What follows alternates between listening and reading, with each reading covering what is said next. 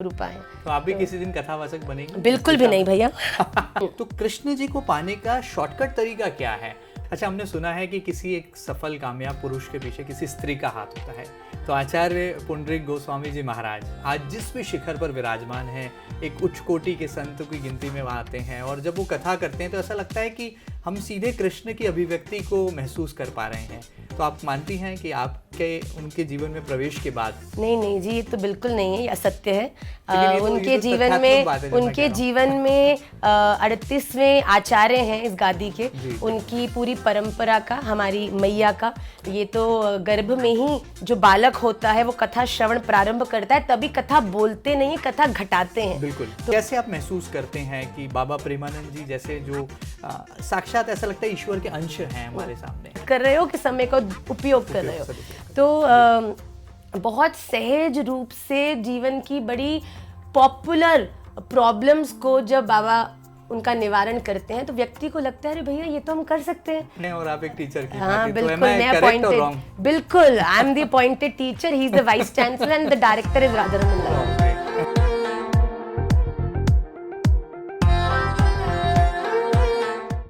वो संत बड़े निराले हैं जो अपनी अभिव्यक्ति में कृष्ण के मत वाले हैं।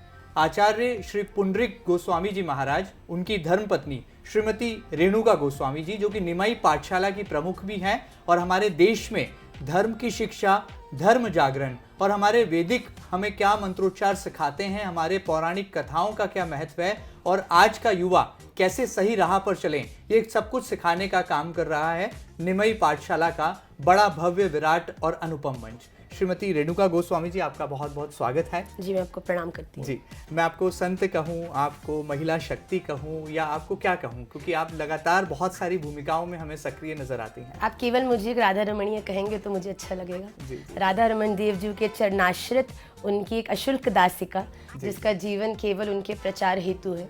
तो आप अगर मुझे कोई राधा रमणीय कह के पुकारेंगे तो मेरे लिए ये, आप कह लीजिए, एक स्त्री को जब मिस वर्ल्ड या मिस यूनिवर्स का खिताब मिलता है तो प्रसन्नता होती होगी, उससे ज़्यादा ही मुझे होगी। बिल्कुल।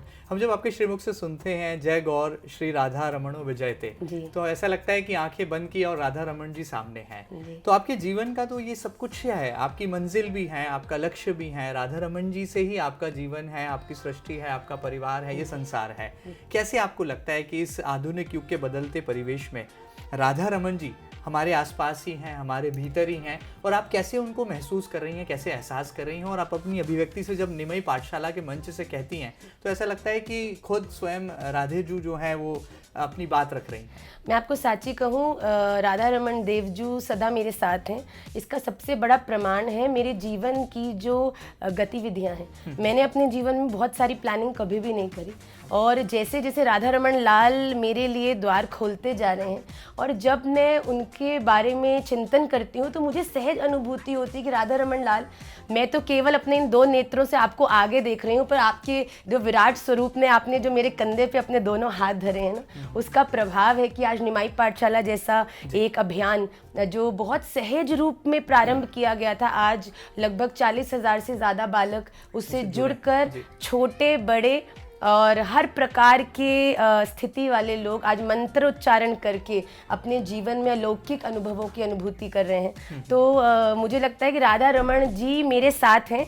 इसका प्रमाण ही ये है कि एक बड़े ही सम्रांत बिजनेस फैमिली में जन्म लेने के बाद और विदेश पढ़ने के बाद राधा रमण जी कहते हैं ना कि गोपियाँ तो अपने घरों घरों में माखन निकाल रही हैं, यहाँ सास को रिझा रही हैं, पति को रिझा रही हैं, पर जब बंशी आई तो बंशी ने कहा रे क्या कर रही है भैया, चल ठाकुर जी बुला रहे।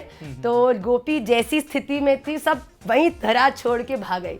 तो मुझे ऐसा लगता है कि मैं भी पढ़ाई कर रही थी और फिर अपने जीवन की बड़ी प्लानिंग कर रही थी, अरे यहाँ पढ़ना है, ये करना है, ये जॉब करनी है, और फिर महाराज जी रूपी बंशी मेरे जीवन में आई और उन्होंने कहा गोपी कहाँ कर रही है, चल चले।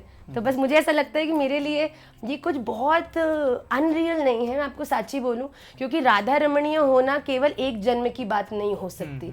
तो वो तो जब ठाकुर जी पुनश्च आपको याद करा देते हैं ना, वो शक्ति दे देते हैं। तो बस मैं आ गई, और सहज परिवर्तन भी कोई मतलब कह लो कि एक रात में परिवर्तन हुआ वो भी नहीं था, पर इतना सहज था कि कब रेणुका गोस्वामी से श्री राधा रमन देव जी के चरणाश्रित उनकी दासी हो गई, पता ही नहीं चला। आपको केवल भारत ही नहीं बल्कि इस दुनिया की सबसे आइडियल स्पिरिचुअल जोड़ी के तौर पर भी देखा जाता है। जब हम महाराज जी को देखते हैं और जब वो उनके मुखारविंद से हमें कृष्ण जी की महिमाएं, उनकी लीलाएं सुनाते हैं, और आपको देखते हैं निमई पाठशाला के माध्यम से धर्म जागरण करते हुए, तो कैसे इसको फील कर रही हैं आप, आइडियल स्पिरिचुअल जोड़ी, आइडियल कपल के तौर पर जब आप दोनों को देखता है? ये तो सब आपकी दृष्टि है। हम दोनों तो अपना अपना काम, हमारा कोई लक्ष्य एक आइडियल जोड़ी बनने का कभी भी नहीं था। मैं आपको साची बताऊं, मैंने शुरू तो किया था, ये केवल प्रेम करा सकता है, कोई डायरेक्शन, कोई टीचर, कोई आप कह लीजिए फोर्स आपको जो हम कर रहे हैं वो नहीं करा सकती जब तक आपको अंदर से प्रेरणा नहीं हो। तो ये राधा रमन जी और महाराज जी का प्रेम है जिसने मुझे उत्साहित किया कि इनके प्रेम के रिटर्न में मैं क्या दूं। कोई आपको कोई गिफ्ट देता है तो आपका हमेशा मन होता है कि रिटर्न गिफ्ट दो। अगर कोई इतना प्यारी चीज़ आपको दे रहा है, उन्होंने राधा रमन जी मुझे दिए, तो मेरी तो जिसकी जो सामर्थ्य है वही दे सकता है। महाराज जी की पहुंच राधा रमन जी तक थी, उन्होंने वो दे दिया। मेरे पास कुछ मेरे जो थोड़ी सी बुद्धि और साधन थे, मैंने कहा मैं महाराज जी को वो समर्पित करती हूँ। और केवल यहीं से प्रारंभ हुआ और फिर धीरे धीरे धीरे धीरे वो विकसित होता गया, जैसे एक छोटा सा पुष्प विकसित होता है। तो आज बड़ा सुंदर स्वरूप इसने धारण किया। पर ये कोई भी हमारा दूर दूर तक मोटिव नहीं था कि हम आइडियल जोड़ी बने, आज भी नहीं है। कोई हमको बोलता है तो हमको अच्छा भी लगता है, पर इसमें आइडियल केवल राधा रमन जी। हम आइडियल क्यों हैं? क्योंकि हमारा सेंटर सेम है। महाराज जी भी उनके लिए सब कर रहे हैं और मैं महाराज जी के माध्यम से राधा रमन जी के लिए सब कर रहे हैं। पूरा जीवन समर्पित कर दिया आप दोनों ने, कहा अब तो हो गया। जी। अच्छा, हमने सुना है कि वृंदावन में जो है बरसाने वाली का हुक्म चलता है, तो आपके घर में किसका हुक्म चलता है? देखो, हम भी वृंदावन वाले ही हैं भैया। तो ये केवल वृंदावन की बात नहीं है, आप किसी भी सामान्य घर में चले जाओ, क्योंकि हर जी और श्री जी तो हर एक व्यक्ति के हृदय में विराजमान है। तो हमारे घर में चलती तो साची बोलूं हमारे राधा रमन लाल की ही है। महाराज जी घर तो क्या है, हमारा घर कोई विशेष चार दीवारी नहीं है। मैं आपको साची बोलूं, मैं अपने विवाह के 2 वर्ष तक I lived in a suitcase. मैं बहुत ज़्यादा कंफ्यूज रहती थी कि महाराज जी एक कथा ख़त्म करते थे, दूसरी कथा का सूटकेस ऑलरेडी रेडी रहता था। और हमारे कभी कभी तो जो, क्योंकि महाराज जी की तो एक सिस्टम था, और जो मेरा था, मेरे तो कभी कभी जो वस्त्र होते थे बहुत समय समय बाद साड़ियाँ ड्राई क्लीन में जाती थी, क्योंकि अवकाश ही नहीं होता था और छोटी भी थी। तो इतनी भगम भग, पर धीरे धीरे धीरे महाराज जी ने भी कुछ समय के साथ परिवार का जब बड़ा हुआ उसके हिसाब से परिवर्तन किए, और हम भी एक्टिव हो गए थोड़े से महाराज जी के संग दौड़ दौड़ के। पर बड़ा ही आनंदमय जीवन है। बिल्कुल। निमई पाठशाला का पवित्र लक्ष्य हम देखते हैं आज की युवा पीढ़ी, खासतौर पर नई नौजवान पीढ़ी को धर्म से जोड़ना। किस हद तक आप सफल हो पा रही हैं? कामयाबी आपको मिल रही है? आपको लगता है आज का जो टीनेजर है, आज का जो यंगस्टर है, वो धर्म से, रिलीजन से, आध्यात्म से, स्पिरिचुअलिटी से कनेक्ट हो रहा है? मैं बहुत बहुत बहुत खुश हूँ, बहुत प्रसन्न हूँ, क्योंकि मैंने देखिए, एक व्यक्ति के प्रचार में कितनी सफलता है वो पता चलता है कि वो जिसका प्रचार कर रहा है उसमें कितने लोग आ रहे हैं। मुझे लगता है कि जब हम लोग ये कह रहे हैं कि हम प्रचार कर रहे हैं, कि हम पाठशाला चला रहे हैं, ये चला रहे हैं, इसका हमें, ठीक है, पॉपुलैरिटी एक बात है, पर आप में कितने लोग उस हार्डवर्क को देखकर उससे जुड़ना चाहते हैं, पता चलता है कि आपकी लाइव क्लास में कितने बच्चे आते हैं। बिल्कुल ठीक है। तो आपका मतलब आपका जो मुख्य कार्य है उसमें आप देख सकते हैं कितने लोग जो उत्साहित हैं और सीखना चाहते हैं। तो मुझे बड़ी प्रसन्नता है। ये जो क्लास शुरू हुई थी कुल 50 बच्चों से, आज हमारी लाइव क्लास में, हर लाइव क्लास में 1000 से ऊपर बच्चा all over the world join करता है। तो मुझे लगता है कि ये कोई आसान बात नहीं है, बच्चे सच में जागरूक हो रहे हैं। देखिए, अब एक छोटे बच्चे को अगर आपको स्कूल भेजना है तो स्कूल भेजने के लिए उसको आपको स्कूल के लिए अट्रैक्शन देना पड़ेगा, उसको बताना पड़ेगा प्लेग्राउंड भी है, उसके टिफिन में एक चॉकलेट भी डालनी पड़ेगी कि वहाँ जाके खाने को मिलेगी या नहीं मिलेगी। तो वैसे ही हम भी निमाई पाठशाला के माध्यम से कुछ कुछ ऐसे चॉकलेट और अट्रैक्शंस करते रहते हैं। हम लोग सेवा करते हैं, हम कीर्तन करते हैं, जिससे कि देखिए मूल उद्देश्य तो हर एक नागरिक को शास्त्रों से जोड़ना है। किसी व्यक्ति को शास्त्र आता है वो कहीं नहीं अटक सकता। आप अटकोगे तभी क्योंकि या तो आपके पास ज्ञान ही नहीं है या आधा ज्ञान है। आधा ज्ञान सबसे बड़ा विषय है। या तो बिल्कुल मत जानो तो निर्मलता से ठाकुर जी मिल जाएंगे, या फिर पूरा ज्ञान ले लो जिससे पूरी विधि को अपना के आप ठाकुर जी तक पहुंच जाओ। ये जो आधे में जो लोग है ना, इस लोग के ना उस लोग के, ये बीच में गिरते हैं भैया। तो मुझे बड़ी खुशी है, मैं बहुत ड्रास्टिक अपनी क्लास की स्ट्रेंथ में एक एडवांसमेंट देख रही हूँ। प्रचार भी हो रहा है, बच्चे याद भी कर रहे हैं, हम लोग उनको सर्टिफिकेट्स देते हैं, हम उनको गिफ्ट्स देते हैं जो बच्चे याद करते हैं। अभी हम लोगों ने पीछे जो 18 पुराण हैं, मद्वयम भद्वयम चैव व्रत्रयम व चतुष्टयम अनापलिंग कुस्कानी पुराणानि प्रचक्षते, इससे 18 पुराणों के नाम ऐसे याद करा दिए। ये हमारी छोटी लाली है, इसको भी आते हैं, ये जो लाली बैठे हैं ये सब पाठशाला के स्टूडेंट्स हैं। उसके बाद हमने रिसेंटली कैंपेन शुरू किया था। महाराज जी कहते हैं कि एक सनातनी हिंदू को कम से कम, जैसे एक स्कूल जाने वाले बच्चे को कम से कम अ ब क आना चाहिए, 1 से 100 तक गिनती आनी चाहिए, वैसे ही हर एक सनातनी को कम से कम 4 वेदों के नाम, 18 पुराणों के नाम और 10 से मुख्य जो उपनिषद हैं उनके नाम पता होना चाहिए। तो अभी हम लोगों ने ईश के न कठ प्रश्न ऐसे करके हम लोगों ने उपनिषदों को भी लगभग 1200-1500 बच्चों ने याद करके विधिवत वीडियोस डाले हैं, और हमने उनको ठाकुर जी का छोटा सा चित्रपट कोरियर किया, no matter where you are. तो मोटिवेट करने के लिए हम बार बार कुछ अभियान करते रहते हैं, जिससे बच्चे चलो याद करने के लिए नहीं, चाहे गिफ्ट के लिए याद कर लें, पर याद वैल्यू तो बढ़ेगी। नहीं, पर बहुत बहुत परिवर्तन है। आज भी हम उज्जैन पहली बार आए हैं ऐसे पाठशाला में, और मुझे पता चला कि यहाँ पर लगभग 100 से ऊपर बच्चा ऑलरेडी है जो पाठशाला से जुड़ा और क्लासेस ले रहा है। मैं पहली बार मिल रही हूँ उनको, क्योंकि बहुत से बच्चे कैमराज ऑफ करके क्लास लेते हैं। जी। तो उनको बड़ा अच्छा लगा, हमने कहा कि माँ हम तो आपकी स्टूडेंट है, तो आपकी ख्याति दूर दूर तक नहीं, पाठशाला की ये मुझे तो ख्याति चाहिए भी नहीं, राधा रमन लाल कृपा करें ख्याति कभी मुझ पर चढ़े भी नहीं। मेरा तो मूल उद्देश्य राधा रमन है, और उनके प्रसन्नता हेतु ही मेरे जीवन में सब कुछ है। ऐसा लगता है कि आप टीचर हैं और महाराज जी आचार्य पुंडरीक जी वो वाइस चांसलर हैं, वो कुलपति की भांति भूमिका निभा रहे हैं और आप एक टीचर की भांति। बिल्कुल, I am the appointed teacher, he is the vice chancellor and the director is Radha Raman Lal. Wow, great. तो ये हायरार्की मेंटेन रहेगी तब तक ही हम पाठशाला में विस्तार करते रहेंगे। जिस दिन मुझे लगा मैं वाइस चांसलर होगी तो पट्टा बैठ जाएगा पाठशाला का। प्रमोशन तो होता है ना, ये तो सिस्टम का प्रमोशन, तो फिर वो महाराज जी ही दे सकते हैं मुझे। अब वो जो प्रमोशन है, वो प्रमोशन फिर भक्ति में आगे बढ़ने का ही है। कि मेरा मूल उद्देश्य भी क्लास के अंदर स्टूडेंट्स को पढ़ाना नहीं होता, मैं आपको दिल की बात कह रही हूँ।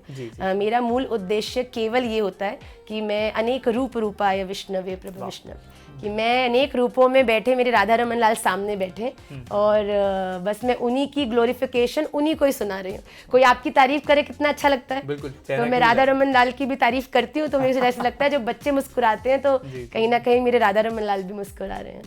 अच्छा, आपकी जो वृंदावन नगरी है बहुत पवित्र है, बहुत पावन है, या मैं कहूँ कि ऐसा लगता है कि साक्षात ईश्वर जो हैं वो वृंदावन में वास करते हैं, कण कण में वृंदावन में महसूस किए जाते हैं। बाबा प्रेमानंद जी को जब हम सुनते हैं, अब सोशल मीडिया की दुनिया है, इंटरनेट की तरंगों पर सबसे ज़्यादा उनकी बातों को लोग आत्मसात कर रहे हैं और निमई पाठशाला से सीख रहे हैं और उनकी बातों को आत्मसात कर रहे हैं। कैसे आप महसूस करते हैं कि बाबा प्रेमानंद जी जैसे जो साक्षात ऐसा लगता है ईश्वर के अंश हैं हमारे सामने, तो आपकी क्या अभिव्यक्ति है? मैं आपको सच्ची बोलूं, मैंने कल ही कहीं बोला, एक पॉडकास्ट था वहाँ, तो उन्होंने हमसे पूछा, हमने कहा तो श्री जी की निकुंज की उनकी अति प्रिय सखी सहज ही कल्याण करने के लिए भूमंडल पर आई हैं। तो आप अगर उनको श्रवण करके, क्योंकि उन्होंने भी आजकल कुछ समय तक मैं देख रही थी कि भक्ति को बड़ा ही कठिन और भक्ति को बड़ा ही दुर्लभ बनाकर लोगों ने ऐसा प्रिटेंड किया कि भक्ति करोगे तो सब छोड़ना पड़ेगा, भक्ति करोगे तो ये, भक्ति करोगे तो वो। तो काफी लोग इतना सुनकर भक्ति नहीं करना चाह रहे थे कि हमारी तो सामर्थ्य नहीं है, कठिनाइयां हैं, बहुत जटिलता है और बहुत ज्यादा सामर्थ्य लगती है, परिवार त्याग करना पड़ता है। पर पूज्य संतों द्वारा ये बड़ी आनंद की बात है। सोशल मीडिया तो मैं कहती हूँ, देखो हर चीज के अपने पॉजिटिव और नेगेटिव हैं, और ये तुम कैसे व्यक्ति हो उस पर निर्भर करता है। एक व्यक्ति उसी सोशल मीडिया के माध्यम से उस परम ज्ञान को भी प्राप्त कर सकता है, बाबा के, महाराज जी की कथा श्रवण करके अपने जीवन को राधा रमणीय बना सकता है, और वही व्यक्ति अनर्गल चीजें देख के अपने जीवन को नष्ट भी कर। तो ये कोई सोशल मीडिया की क्वालिटी नहीं है, ये आपकी क्वालिटी है कि आप सर में बर्बाद कर रहे हो कि समय का उपयोग कर रहे हो। तो बहुत सहज रूप से जीवन की बड़ी पॉपुलर प्रॉब्लम्स को जब बाबा उनका निवारण करते हैं तो व्यक्ति को लगता है अरे भैया ये तो हम कर सकते हैं, ये तो सहज ठाकुर जी को इतने दुर्लभ नहीं है। मैं आपको साची बोलूं, महाराज जी कथा में कहते हैं कि भगवान को प्राप्त करना बिल्कुल मुश्किल नहीं है। भगवान तो ऐसे प्रेम के पीछे बावरे हैं कि आपने एक सा आपने अपने सच्चे दिल से समर्पण किया नहीं, उन्होंने पूतना सी को नहीं छोड़ा जो तो अंदर जहर लेके आई थी। वो महाराज जी ये भी कहते हैं कि पूतना तो बेटर थी कि वो ऊपर तो कम से कम दूध लाई थी, है ना, ऊपर जहर लगा के आई थी पर अंदर तो कम से दूध लाई थी। पर आजकल की दुनिया तो बड़ी खराब है कि ऊपर से दूध दिखाती है और अंदर जहर भरा होता है। तो जीवन में जो बड़ी सहजता से वो निवारण कर देते हैं। तो आजकल तो एक आप कह लो रेवोल्यूशन आया हुआ है, लोग वृंदावन की ओर आकर्षित हो रहे हैं और अपने जीवन में भक्ति सहज घर में रहते हुए ठाकुर जी का भजन हो रहा है, कीर्तन हो रहा है, घर घर में सेवा हो रही है। तो ये तो सनातन के लिए बड़ी ही आनंद की और गर्व की बात है। अच्छा, हमने सुना है कि किसी एक सफल कामयाब पुरुष के पीछे किसी स्त्री का हाथ होता है। तो आचार्य पुंडरीक गोस्वामी जी महाराज आज जिस भी शिखर पर विराजमान हैं, एक उच्च कोटि के संत की गिनती में वहाँ आते हैं और जब वो कथा करते हैं तो ऐसा लगता है कि हम सीधे कृष्ण की अभिव्यक्ति को महसूस कर पा रहे हैं। तो आप मानती हैं कि आपके उनके जीवन में प्रवेश के बाद? नहीं जी, ये तो बिल्कुल नहीं है, ये असत्य है। उनके जीवन में 38वें आचार्य हैं इस गादी के, उनकी पूरी परंपरा का, हमारी मैया का, ये तो गर्भ में ही जो बालक होता है वो कथा श्रवण प्रारंभ करता है, तभी कथा बोलते नहीं, कथा घटाते हैं। तो ये अंतर है इसके अंदर। तो हमारी मैया का इसमें मैं पूरा उनके चरणारविंद में इस पूरे श्रेय को समर्पित करूंगी। मेरा कोई इसमें कोई रोल नहीं है जी। महाराज जी के आने से मेरा जीवन संवर गया, मेरे आने से तो मैं ऐसा बिल्कुल नहीं ना सोचती हूँ। पर हाँ, महाराज जी के आज इस स्तर पर बैठने के लिए गुरु कृपा ही केवलम और माता पिता दोनों का आशीर्वाद, मैया का खूब त्याग रहा है। महाराज जी बचपन में काफ़ी अस्वस्थ भी थे, उस समय भी पूरी व्यवस्था को संभाल कर, तो मुझे लगता है गृहिणी हर एक घर में, एक जीवन में ये सबसे बड़ी धुरी है कि एक बालक कैसा होगा उसका पूरा श्रेय उसकी माँ को ही जाता है। पत्नी ठीक है, मोटिवेटर हो सकती है, पर एक व्यक्ति कैसा है वो तो उसकी माँ ही उसे बनाती है। आज निमाई दादा आगे जाके कैसे बनेंगे उसका श्रेय राधा रमन लाल कृपा करें कि मैं लेने योग्य बनूं, कि निमाई दादा भी कुछ ऐसा जीवन में करें कि हाँ फिर वो कहें कि हाँ आज मैं जो हूँ उसमें मेरी मैया का भी कुछ हाथ है, पर उसमें भी होगी तो गुरु कृपा ही केवलम। इस निमाई शब्द का भी पूरा भावार्थ हमें समझा दीजिए। इसका निमाई श्रीमन चैतन्य महाप्रभु जी जो कलयुग में श्री राधा कृष्ण मिलित तनु होकर और युग धर्म, क्योंकि भगवान समय समय पर अवतार लेते हैं जिससे कि दुनिया को बता सकें कि इस युग में तुम्हें क्या करना है मेरी प्राप्ति के लिए। तो भगवान श्री राधा कृष्ण ने मिलित एक ही देह में दोनों आकर उन्होंने युग धर्म जो कि हरिनाम संकीर्तन है उसके प्रचार के लिए उन्होंने अवतार लिया है। तो जब महाप्रभु जी एक्चुअली जो उनके माता पिता हैं, तो शची मैया जो उनकी मैया थी, उनके महाप्रभु जी के आने से पहले लगभग 7 संतानें होकर उनका शरीर शांत हो गया तुरंत। तो वो बहुत ज़्यादा दुखी थी, तो उन्होंने ऐसा भाव किया कि अभी जो मेरा अगला पुत्र होगा या जो भी होगा तो मैं उनका जो नाम होगा बड़ा कड़वा रखूंगी। निमाई मतलब नीम जैसा कड़वा, है ना। निमाई, जब आप निमाई बोलते हो नीम जैसा भाव आता है। तो एक भावार्थ तो ये है कि जब भी यम के दूत आए मेरे पुत्र को लेने के लिए तो निमाई बोल के उनको कड़वाहट लगे और छोड़ दे। और दूसरा बात ये था कि हमारे चैतन्य महाप्रभु जो है वो नीम के वृक्ष के नीचे उनका जन्म हुआ था, तो वहां से उनका नाम निमाई पड़ा। तो निमाई बेसिकली श्रीमन चैतन्य महाप्रभु जी का जो वात्सल्यपूर्ण नाम, शची मैया जो उन्हें कहकर पुकारती थी, वो निमाई है। अच्छा, आप एक आदर्श महिला शक्ति हैं। हम जब इतिहास के पन्नों को पलटते हैं तो हम देखते हैं कि जब भी पुरुषों की कोई गाथाओं को लिखा गया है या योद्धाओं की कहानियों को जब गढ़ा गया है तो महापुरुषों की पदवी और दर्जा दिया गया, लेकिन किसी स्त्री को कभी महास्त्री नहीं कहा गया है। तो कैसा लगता है? ऐसा बिल्कुल भी नहीं है। अहिल्या, द्रौपदी, तारा, कुंती, मंदोदरी तथा पंचकन्या स्मरेण नित्यम महापातक नाशनम।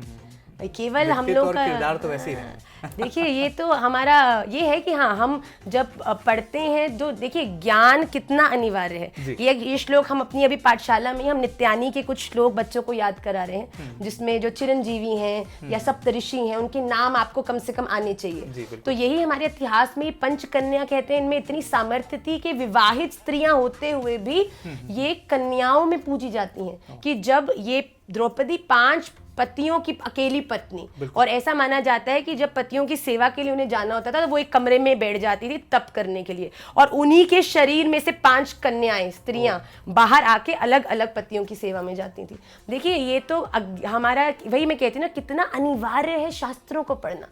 ये बोलना बड़ा जरूरी है कि हाँ पुरुषों को ही सम्मान मिले। अरे अहिल्या, द्रौपदी, तारा, कुंती, मंदोदरी, रावण की पत्नी होते हुए भी मंदोदरी जी का स्मरण करने के लिए, क्योंकि उन्होंने रावण को हर परिस्थिति में उसका धर्म बताया है। बिल्कुल ठीक। इतनी प्रतिकूलताओं में भी कभी रावण को अपनी सीमा से बाहर नहीं जाने दिया। तो जब भी रावण मिलने जाता था सीता मैया को तो मंदोदरी जी संग जाती थी। मतलब स्त्री महान थी आप मानते हो, और महान है और महान रहेगी। स्त्री से ही पुरुष आए हैं।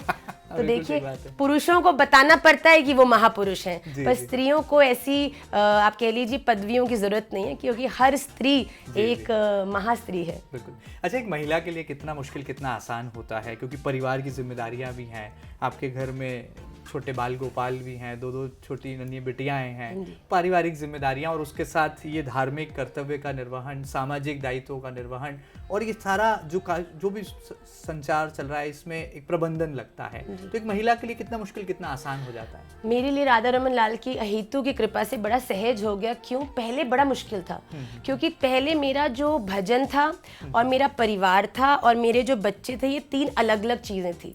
पर फिर राधा रमन लाल की कृपा से महाराज श्री ने मुझे ये बात से भली भांति परिचित कराया कि अगर हम अपने परिवार, भजन और अपनी जिम्मेदारियों को अलग मानेंगे तो हर एक चीज में हम दुखी रहेंगे, बोझ लगेंगी। पर जिस दिन हमने अपनी परिवार की सेवा को ही राधा रमन की सेवा मान लिया, अब मैं अपने छोटे लाला को ही लड्डू गोपाल के रूप में स्नान कराती हूँ, उसको खवाती हूँ, तो मन में ऐसा भाव आता है कि राधा रमन लाल देखो, राधा रमन मंदिर में तो अपरस की सेवा है, वहां तो आपको स्पर्श नहीं कर सकती, पर निश्चित रूप से आप इधर आ जाओ और अब मैं आपको खवा रही हूँ, आप खाओ। और मैं आपको साची कहती हूँ, राधा रमन लाल खाते हैं। तो मन में यशोदा माता जैसी आपको पूरी नहीं, यशोदा माता जैसी भाव लड्डू गोपाल जी के भाव में हम करते हैं। ये ललिता विशाखा ठाकुर जी ने मेरे घर में भेजी हैं, जो मेरी ऊर्जा है। मैं कहीं भी जाती हूँ, मेरे पीछे मेरे स्तंभ खड़े रहते हैं कि जो सीख रही हैं, जो मुझे बड़ी आनंद की बात है। राधा रमन लाल से मैं कहती थी कि ये तो जैसे राजा दशरथ जी ने बोला ना कि मुझे अपना पुत्र नहीं चाहिए, मुझे ये जो मेरा वंश है, मेरी प्रजा है, उसका सेवक चाहिए, राजा चाहिए अयोध्या का, मुझे पुत्र नहीं चाहिए। तो मैं भी राधा रमन जी से प्रार्थना की कि राधा रमन जी मुझे कोई पुत्र नहीं चाहिए, मुझे आपका सेवक चाहिए।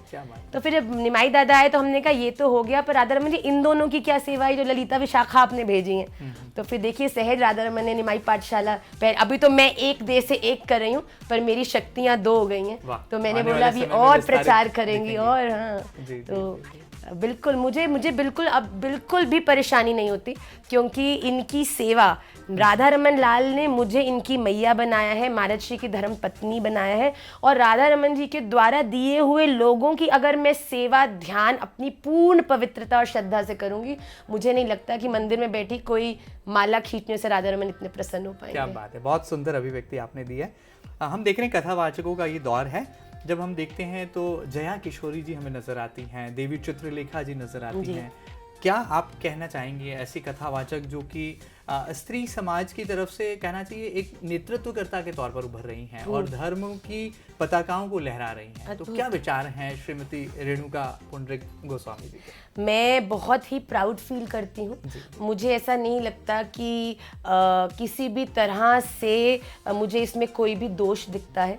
मैं तो बहुत देखिए ज्ञान ने कभी स्त्री पुरुष में कोई भी भेद नहीं किया है। ये केवल मनुष्य बुद्धि है जो कभी किसी को प्रगतिशील होता देखता है तो उसके प्रति आप कह लीजिए, ये देखिए ये मनुष्य में सहज एक विकार, कुछ अवगुण भगवान ने अंदर भी दिए हैं जो प्रबल हो जाते हैं, जिससे ईर्ष्या होने लगती है कि अच्छा ये लड़की होकर ऐसे कर रही हैं, हम मतलब लड़के होकर भी उस औहदे को या उस सम्मान को नहीं प्राप्त कर सक रहे। अरे भैया बड़ा परिश्रम लगता है, बड़ा, और मैं आपको सच्ची बोलूं, इस प्रकार की ख्याति, इस प्रकार का ज्ञान, इस प्रकार का लोगों के हृदय में स्थान प्राप्त करना भी राधा रमन लाल की कृपा से ही हो सकता है। और जब राधा रमन लाल ने उन पे कृपा कर दी है, जब राधा रमन लाल कह रहे हैं कि प्रचार करो, भैया क्या कर रही हैं, भजन ही तो गा रही हैं, कथा ही तो कर रही हैं, राधा रमन भगवान से लोगों को ही जोड़ रही हैं। आप इधर उधर जाओ, कॉन्सर्ट्स में देखो, लोग अनर्गल बकवास बक रहे हैं और लोग उसमें कितना कुछ देने में संकोच नहीं करते। और आचार्यगण, आपको मालूम है ये जो आचार्यगण सहज आपको दुनिया में घूमते दिखते हैं ना, ये कोई इस दुनिया के मल्टी मिलियनियर बिलियनियर के सेवक नहीं है, राधा रमन परम पुरुषोत्तम भगवान के सेवक हैं। एक मल्टी मिलियनियर बंदे के नौकर को भी देख के आप मान नहीं पाओगे कि ये नौकर है। तो आपको क्या लगता है कि राधा रमन लाल के सेवक को आप देखोगे तो ठाकुर जी क्या उनका ध्यान नहीं रखेंगे? लोग सोचते हैं हम 500 रुपए देते हैं और 500 रुपए में ही पता नहीं कितना कुछ आनंद कर लेते हैं। अरे भैया इस दोष से बचिए, ये कलयुग आपके भीतर प्रवेश कर रहा है। ऐसा जब कोई भाव मन में आए तो गाल बजाना अपने और बोलना कि राधा रमन लाल मुझे क्षमा करो, ये जो भी आपको आसपास दिखते हैं राधा रमन लाल ही अनेक रूपा है। तो आप भी किसी दिन कथावाचक बनेंगे? बिल्कुल भी नहीं भैया। मैं प्रार्थना करूंगी कि मैं गौकरण जी जैसे मेरे बड़े बड़े कान है जाएं, जिससे कि मैं बहुत सारी कथा सुनने वाले भी तो चाहिए, सुनने वाले भी तो चाहिए भैया। नहीं, मैं ऐसा समझती हूँ कि महाराज जी बस बोलते जाएं और हम उसे श्रवण करके औरों को मोटिवेट करें। कथा करना एक चीज है, कथा सुनना एक चीज है, और कथा सुनने योग्य बनाना एक अलग चीज है। जब तक व्यक्ति को पूजा करने के साधन नहीं पता होंगे, वो पूजा करने में सफल नहीं होगा। तो मुझे ऐसा लगता है कि महाराज जी तक जो लोग पहुंचे वो रिफाइंड हो जाएं, वो वाली सेवा हम लेंगे निमाई पाठशाला के माध्यम से, उनको भगवान के बारे में बताकर या उनको साधन उनके जीवन में स्पष्ट कर कर, जिससे कि जब रस महाराज जी उड़ेलें तब उनका पात्र ऑलरेडी साफ हो। अब गंदे पात्र में रस भरेंगे तो पीने योग्य थोड़ी होगा। अब महाराज जी तो कथा में अमृत बरसाते हैं, रस बरसाते हैं, तो अगर गंदे पात्र में रस को भरोगे तो पी कैसे पाओगे? तो हम निमाई पाठशाला के माध्यम से ना चेतो दर्पण मार्जनम, उस पात्र को साफ कैसे करना है, फिर साफ पात्र से लेके जाओ ना, ऐसा रस मिलेगा कि पी के तुम्हारा आनंद हो जाएगा। बिल्कुल ठीक बात है। अच्छा, ज्यादा वक्त नहीं लेंगे, लेकिन मैं एक मन की जिज्ञासा उसको दूर करना चाहूंगा कि आज के युवा चाहते हैं शॉर्टकट, तो कृष्ण जी को पाने का शॉर्टकट तरीका क्या है? और श्रीमती रेणुका गोस्वामी जी तो बहुत राधा रमन जी के बहुत करीब हैं, बहुत उनके दिव्य प्रकाश के बहुत नज़दीक हमें नज़र आती हैं। तो आपकी नज़र में कृष्ण जी को पाने का कोई शॉर्टकट तरीका है क्या? देखो, शॉर्टकट है, बिल्कुल है। वो शॉर्टकट ये है कि ठाकुर जी को प्राप्त करने का जो साधन है वो बड़ा ही, आप कह लीजिए, पवित्र हृदय से होना चाहिए। पर ये आज के कलयुग के व्यक्ति के लिए तो बड़ा कठिन है। तो मुझे ऐसा लगता है, अगर आपको शॉर्टकट जानना है ठाकुर जी को प्राप्त करने का, और आपको लगता है कि आप उतने पवित्र नहीं हो, तो राधा रमन जी का कोई ऐसा व्यक्ति जो पवित्र है उसके चरणाश्रित हो जाए। क्या बात है, बहुत सुंदर। जैसे कि राधा रमन जी को खुश करना है तो राधा रमन जी के चरणाश्रित हमारी गुण मंजरी स्वरूप जो सदगुरुदेव महाराज है, अगर आप उनके आश्रित हो गए तो राधा रमन जी तक पहुंच जाओगे। मतलब राधा रमन जी नहीं मिले तो उनकी परछाई कुछ प्राप्त कर लें। परछाई नहीं, वो सचल ही है। अब एक है अचल और एक है सचल। हाँ, तो सचल वालों की आप आश्रित हो जाओगे तो वो अचल तक पहुंचा देंगे, क्योंकि वो ही एकमात्र जानते हैं कि इनको देखो, गूगल मैप होगा तो आप अपनी डेस्टिनेशन में सब ट्रैफिक को पार करके सबसे पहले पहुंचोगे। पर अगर अपने ओरिजिनल मेथड से जाओगे, जो रोड आपको पता है, वो रोड बहुत लंबी हो सकती है। पर ऐसा हो सकता है कि नई रोड बन चुकी है जिसके शॉर्टकट से आप पहुंच सकते हो जल्दी। तो वो जो गूगल मैप आपके जीवन में है ना, वो सदगुरुदेव महाराज वो जानते हैं कि देखो, ज्ञान के मार्ग से चलोगे तो बड़े जन्म लेने पड़ेंगे, बहुत सारी आपको योनियों में बार बार आना पड़ेगा, पर निश्चित रूप से अगर आपको कोई ऐसा मिल गया जो गूगल मैप है निकुंज का, तो वो बता देगा कि ये इतने साधनों में मत फंसो, केवल ये साधन अच्छे से करो, प्राप्ति हो जाएगी। बहुत सुंदर। एक विद्यार्थी होने के नाते जानना चाहूंगा कि जब हम लिखते हैं राधे कृष्णा, तो मुझे वो नजर आता है राधे कृष्णा, हमें राह दे। तो क्या आप भी जीवन में इस चीज को महसूस करती हैं? कि वाकई में कृष्ण ही हैं जो हमें राह दे रहे हैं और राधे तक पहुंचा रहे हैं? ये उल्टा है जी। जी, अच्छा, राधे जी जो हमें कृष्ण तक पहुंचा रहे हैं। ठाकुर जी तो परम आस्वाद्य हैं। जी, जी, और ठाकुर जी को इतना सहज नहीं है प्राप्त जी, करना। जी, जी। पर ठाकुर जी को सहज बनाने वाली हमारी श्री जी। वाह। तो राह दे कृष्णा, वो राह देने वाली जो कृष्ण तक पहुंचती हैं वो श्रीमती राधा रानी। तो मैं आपको साची कहती हूँ, आप देखो घरों में भी देखो कि पिताजी जो स्वभाव, आप बहुत दूर मत जाया करो, घरों में ही आप अनुभव करो कि पिता और माता में हमेशा बच्चा अपने अनुभवों को अपनी माता से ही पहले शेयर करता है, जो अपने उनके पिताजी तक उनकी बात को पहुंचाती हैं। और माता जी अगर चाहे तो पिता से हाँ भी करा सकती है, माता जी चाहे तो पिताजी से ना भी करा सकती है। अल्टीमेट पावर है। पावर माता है, पर हाँ ना पिताजी बोलते हैं। तो वैसे ही फादर है। तो हमारे ठाकुर जी भी वो अल्टीमेट तो है ही है, पर उस अल्टीमेट तक पहुंचाने की जो आप कह लिए राह दिखाने वाली है, सेतु का काम जो है वो राधे जी। श्री जी की कृपा से ठाकुर जी कभी ना मिल सके, ये तो हो ही ना सके। चलिए, बहुत सारी आपने हमारे साथ दिल की बातें साझा की और मुझे लगता है कि हमारे दर्शकों के दिल तक भी पहुंची है, और वो युवा जो कि एक टच में पूरी दुनिया की सैर कर लेना चाहते हैं, उनको भी कुछ हद तक राह दे कृष्णा के ट्रैक पर आप लेकर आएंगे। और ये निमई पाठशाला का जो नेक इरादा और संकल्प है वो जरूर आने वाले कल में भारत को विश्व का सबसे बड़ा विराट जो है देश बनाएगा। जाते जाते क्या संदेश होगा निमई पाठशाला की प्रमुख श्रीमती रेणुका गोस्वामी जी का? मेरा केवल एक ही निवेदन है कि अपने जीवन को सफल करना चाहते हैं तो उस परम ज्ञान के आश्रित होइए। आप जो देख रहे हैं या जो सुन रहे हैं, केवल उसके आधार पर अपने जीवन में कोई भी निर्णयों को न लेकर एक विधिवत आचार्य गुरुजनों के चरणाश्रित होकर सूत्र, स्तोत्र और शास्त्र का जब आप ज्ञान लेंगे, तब मुझे लगता है कि ये आपका जो जीवन है वो राधा रमन लाल के श्री चरणों तक पहुंचने में अवश्य सफल होगा। और पाठशाला में कई लोग बोलते हैं हम श्लोक नहीं बोल सकते, बहुत मुश्किल होते हैं। तो जब एक छोटा बालक होता है ना, उसके लिए अ ब क और 1 2 3 4 भी कहना बड़ा ही कठिन होता है। अगर आप नर्सरी के बच्चे को देखोगे, उसके लिए एप्पल लिखना इस दुनिया की सबसे बड़ी इक्वेशन को क्रैक करने जितना ही मुश्किल होता है। पर जब वो बार बार अभ्यास करता है, तो आज अगर मैं किसी आपको कहूँ कि आप एप्पल लिखो तो एक क्षण का भी समय नहीं लगता। तो वैसे ही हम पाठशाला में भी जैसे छोटे बच्चे को हम अ ब क सिखाते हैं, वैसे ही संस्कृत के श्लोकों को बड़ा सहज करके सिखाते हैं। तो आप बिल्कुल डरिए मती। डर उसको लगता है जिसको ज्ञान नहीं होता। जी, जिसको ज्ञान होता है वो कभी नहीं डरता। अगर दूर रखी एक चीज हमको लगेगा कि रस्सी है तो कभी डर नहीं लगेगा, पर दूर रखी वही चीज अगर सांप लगेगी तो डर लगेगा।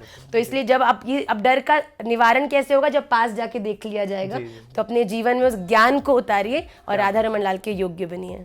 बहुत ही साधारण शब्दों में बहुत असाधारण बातें करती हैं और हमें टीचर की भांति धर्म का ज्ञान और शिक्षा देती हैं, और हमारे वेद, वैदिक पुराण, पौराणिक कथाएं और कैसे धर्म का महत्व हमारे जीवन में जो है सतरंगी और नवरंगी छटाएं बिखेर सकता है, ये सब कुछ सिखाती हैं श्रीमती रेणुका गोस्वामी जी। उम्मीद करते हैं कि आपने महाराष्ट्र के श्रीमुख से बहुत बार कथा का श्रवण तो किया है, लेकिन जब आप टीचर की भांति श्रीमती रेणुका गोस्वामी जी को सुनते हैं तो ऐसा लगता है कि किसी स्कूल की प्रिंसिपल हमें बता रही हैं कि इस देश में धर्म की पताकाएं लहराएंगी और युवा कहीं भटका नहीं है, बल्कि हमारे साथ राधा रमन जी के साथ, कृष्ण जी के साथ सीधा संवाद कर रहा है और उसका माध्यम निमई पाठशाला बन रहा है। उम्मीद है आपको ये खास बातचीत जरूर पसंद आई होगी। इस खास बातचीत को लेकर क्या है आपकी प्रतिक्रिया, हम तक जरूर पहुंचाइएगा और ताजा तरीन खबरों के लिए लगातार बने रहिएगा आपके अपने न्यूज चैनल MP न्यूज के साथ। फिलहाल इतना ही, नमस्कार।